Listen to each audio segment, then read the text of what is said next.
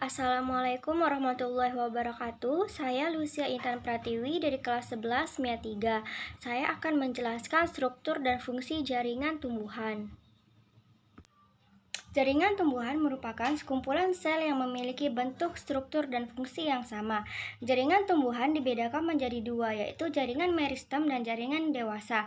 Jaringan meristem terletak di ujung dan pangkal akar. Jaringan meristem merupakan jaringan yang sel-selnya aktif membelah. Jaringan meristem dibedakan menjadi dua, yaitu meristem primer dan meristem sekunder. Sedangkan jaringan dewasa merupakan jaringan yang sel-selnya sudah tidak aktif membelah lagi. Jaringan dewasa dibedakan menjadi 4, yaitu yang pertama jaringan epidermis. Jaringan epidermis yang merupakan jaringan yang terletak di luar.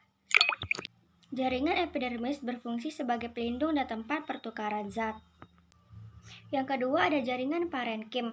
Jaringan parenkim terletak di seluruh organ tubuh tumbuhan sehingga disebut sebagai jaringan dasar. Jaringan parenkim berfungsi sebagai untuk menyimpan cadangan makanan.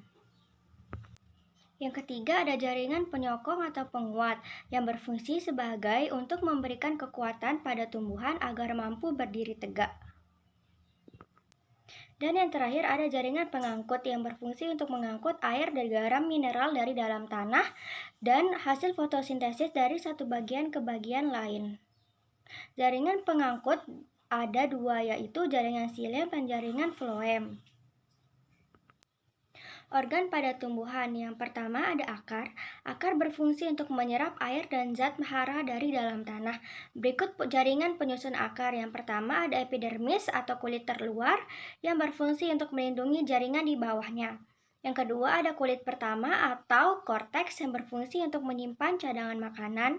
Yang ketiga ada kulit dalam atau endodermis yang berfungsi untuk mengatur aliran air yang masuk ke xilem di pusat akar. Dan yang terakhir ada stel, yaitu terdapat berkas pengangkut yaitu xilem dan floem. Organ kedua yaitu batang. Batang berfungsi sebagai penyangga tumbuhan.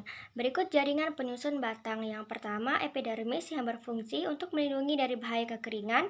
Yang kedua ada korteks untuk sebagai penyimpan cadangan makanan.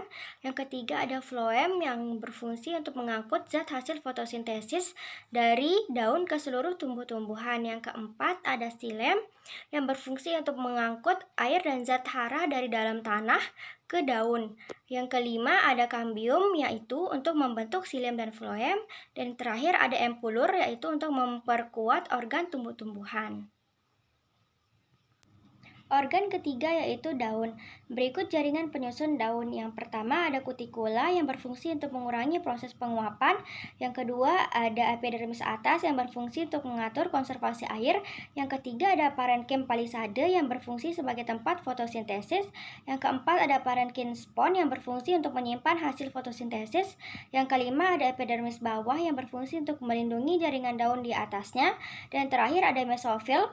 Mesofil berperan penting untuk fotosintesis karena mengandung klorofil. Organ yang ketiga yaitu buah. Berikut jaringan penyusun buah. Yang pertama ada tangkai. Tangkai berfungsi sebagai tempat bertumbuhnya bakal buah. Yang kedua ada endoskap yang berfungsi sebagai pelindung daging buah. Yang ketiga ada mesokap yang berfungsi untuk menyimpan cadangan makanan. Dan yang terakhir ada biji yaitu untuk perkembangbiakan tumbuhan. Organ yang terakhir yaitu bunga. Berikut jaringan penyusun bunga. Yang pertama ada mahkota yang berfungsi untuk menarik serangga agar terbantunya proses penyerbukan. Yang kedua ada benang sari sebagai alat kelamin jantan. Yang ketiga ada putik sebagai alat kelamin betina. Yang keempat ada kelopak yang berfungsi untuk melindungi bunga saat masih kuncup. Dan yang terakhir ada tangkai bunga yaitu untuk berfungsi sebagai penyokong berdirinya bunga. Inilah yang dapat saya sampaikan. Maaf apabila ada salah kata. Wassalamualaikum warahmatullahi wabarakatuh.